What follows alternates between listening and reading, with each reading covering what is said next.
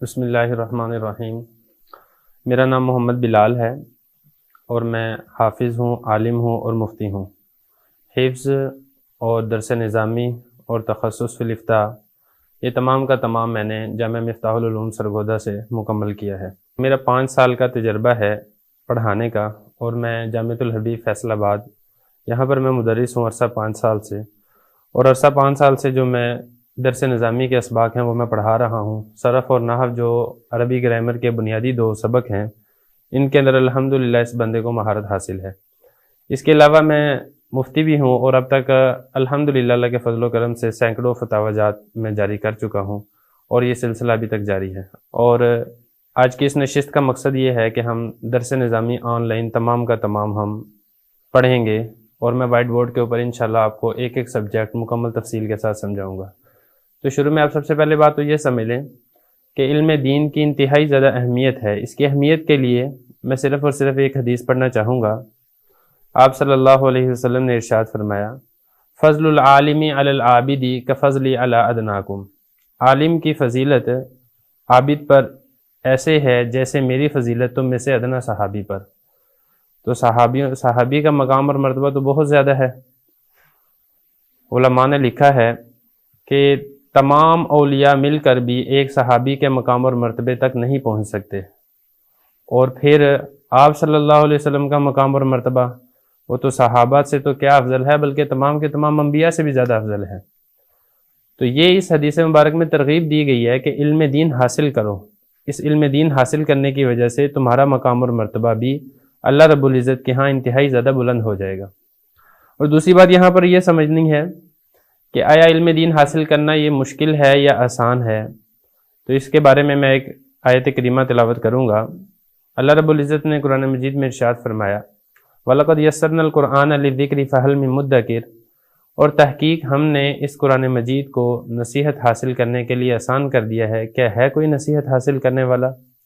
تو جب اللہ رب العزت خود فرما رہے ہیں کہ ہم نے اس قرآن مجید کو آسان کر دیا ہے، اس کے سیکھنے کو، اس کے سمجھنے کو، تو اس سے معلوم ہوا کہ علم دین کا حاصل کرنا، اس کا سیکھنا، اس کا سمجھنا یہ آسان ہے، یہ مشکل نہیں ہے۔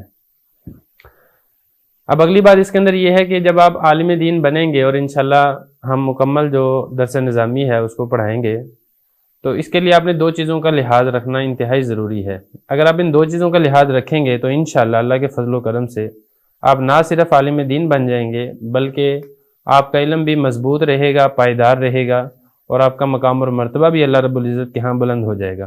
پہلی چیز یہ ہے کہ گناہوں سے بچنا ہے۔ گناہوں کی موجودگی میں علم دین نہیں آ سکتا۔ حضرت امام شافعی رحمۃ اللہ علیہ نے اپنے استاد حضرت وکیع سے نصیحت کی تھی کہ حضرت میں یاد کرتا ہوں، میں بھول جاتا ہوں، تو مجھے آپ نصیحت کیجئے۔ تو امام وکیع رحمہ اللہ تعالیٰ نے ان کو وصیت یہ کی، اے شافعی تم گناہ چھوڑ دو، اس لیے کہ جو علم ہے، علم دین ہے، یہ اللہ کے نور میں سے ایک نور ہے، اور اللہ کا نور یہ گناہ گار کو حاصل نہیں ہوتا۔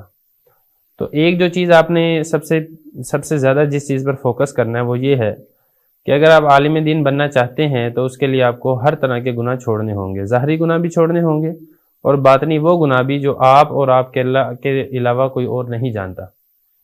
اور دوسری ہے اس کے اندر محنت۔ ہم انشاءاللہ چھوٹے چھوٹے اسباق کر کے سمجھائیں گے، پڑھائیں گے، تو چھوٹے چھوٹے سبق ہوں گے۔ آپ صبح کے وقت، دوپہر کے وقت، شام کے وقت، 24 گھنٹے میں جس وقت بھی آپ کو موقع ملے، 1 سبق تیار کر لیں، 2 سبق تیار کر لیں، اور پھر جو اس کا ہم نے طریقہ کار مقرر کیا ہے، واٹس ایپ ایک گروپ بنایا ہے، تو وہاں پر آپ اپنے سبق حل کر کے وہاں پہ بھیج دیں گے، تو اس کے اندر مشقیں بھی ہوں گی اور اس کے اندر یاد کرنے والا بھی کام ہوگا۔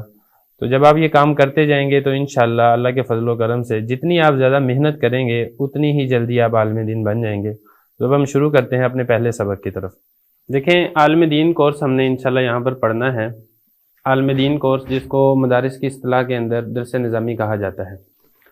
تو درس نظامی کے اندر ہوگا کیا؟ درس نظامی کے اندر عربی گرامر آپ کو پڑھائی جائے گی، اور اسی طریقے سے قرآن مجید کی تفسیر، احادیث مبارک، اس کی تشریح، اور فقہ، اصول فقہ وغیرہ مختلف علوم ہیں جو انشاءاللہ ہم بتدریج اس کے اندر پڑھیں گے۔ تو سب سے پہلے آپ یہ سمجھ لیں کہ درس نظامی وہ تمام کا تمام عربی کے اندر ہے، اور اگر آپ نے درس نظامی سیکھنا ہے تو آپ کو سب سے پہلے عربی گرامر آنی چاہیے۔ کوئی بھی زبان ہو اس کو سیکھنے کے لیے اس کی گرامر کا آنا ضروری ہوتا ہے۔ جب تک آپ کو اس کی گرامر نہیں آئے گی آپ زبان نہیں سیکھ سکتے. تو عربی گرامر کے سیکھنے کے لیے اس کے اندر دو چیزیں ہوتی ہیں. عربی گرامر دو چیزوں پر مشتمل ہے, ایک ہے صرف اور دوسری ہے نحو. دوسرے لفظوں میں آپ یہ سمجھ لیں کہ عربی گرامر 50% یہ صرف ہے اور 50% یہ نحو ہے.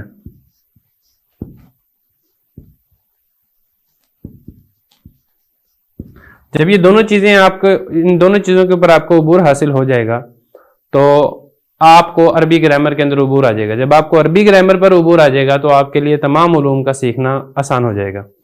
تو اب ان دونوں کو ہم ذرا تھوڑا بیسک سمجھتے ہیں کہ صرف میں ہوتا ہے کیا, نحو میں کیا ہوتا ہے. اس کے ایک مثال سے سمجھیں. جیسے یہ مثال ہے الحمدللہ رب العالمین. صرف آپ کو کیا بتائے گی؟ صرف آپ کو یہ بتائے گی کہ یہ کون سا لفظ ہے, یہ واحد ہے, یہ جمع ہے, مذکر ہے یا مؤنث ہے, حاضر ہے یا غائب ہے. للہ یہ بھی یہ صرف بتائے گی کہ یہ واحد ہے, یہ جمع ہے, مذکر ہے یا مؤنث ہے, حاضر ہے یا غائب ہے. اگر حاضر ہے تو اس کو اگر غائب میں کنورٹ کرنا ہو تو کیسے کیا جائے گا. اگر واحد ہے اس کو جمع میں بنانا ہو, مذکر ہے اس کو مؤنث میں بنانا ہو, یہ تمام چیزیں آپ کو صرف بتائے گی ہر لفظ کے بارے میں. اور دوسرا یہ کہ صرف کے ذریعے سے آپ کو لفظ کا اعراب سمجھ میں آئے گا کہ الحمدللہ کے شروع کے اوپر زبر ہے, لام ساکن ہے, ہا پر زبر ہے, میم ساکن ہے, دال پر پیش ہے. یہ تمام چیزیں آپ کو معلوم ہوں گی صرف کے ذریعے سے. اور نحو کے اندر کیا ہوگا؟ نحو کے اندر یہ ہوگا کہ نحو میں ہر لفظ کے آخری حرف پر فوکس کیا جاتا ہے. جیسے الحمد ہے, اس کے دال کے اوپر فوکس کیا جائے گا. دال کے اوپر کیا اعراب آئے گا؟ زبر آئے گی, زیر آئے گی, پیش آئے گی. زبر زیر پیش. للہ ہے, للہ میں ہا پر کیا اعراب آئے گا؟ ہا پر زیر ہے تو کیوں زیر آئے گی؟ یہ آپ کو نحو کے ذریعے سے معلوم ہوگا. رب ہے, رب پر زیر ہے, اس پر زیر کیوں ہے؟ یہ آپ کو نحو کے ذریعے سے معلوم ہوگا. اور نحو کے اندر دوسرا کام یہ ہوگا کہ اب یہ مختلف الفاظ ہیں.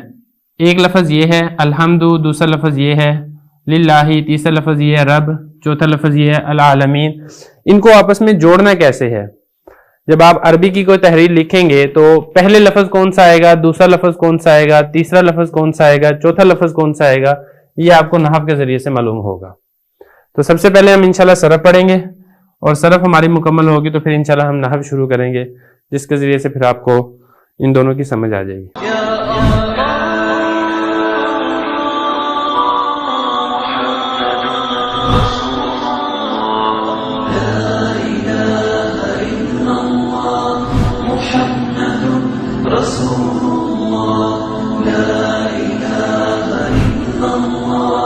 محمد